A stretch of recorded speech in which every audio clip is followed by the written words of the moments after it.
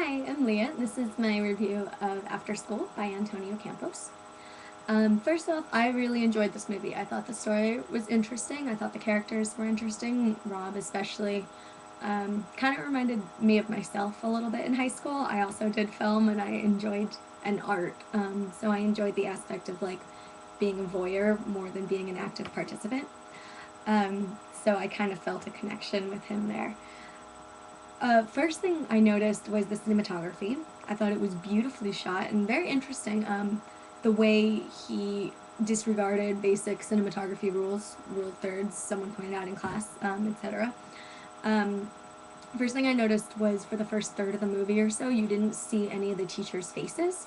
Um, and I thought it gave a really good representation of the teenage like psyche, especially for a boy. There was a shot of the female teacher, and there was a crotch shot, and then a shot of her breasts, and then a shot of her butt, but we never actually saw her face. And I thought that was pretty funny and a really good representation of Robert. Um, the rest of the movie, with the whole idea of only showing small amounts of the frame, I thought was really, really interesting. And as Antonio Campos pointed out, the less you show the audience, the more they'll focus in on that one element and read deeper into the scene. And that had never really occurred to me before, and I thought it was really interesting. And I found that it worked. I was watching things and trying to interpret what was happening in the rest of the scene based on these small details. And I was really picking up on things that I probably wouldn't have picked up on otherwise. So I thought that was great.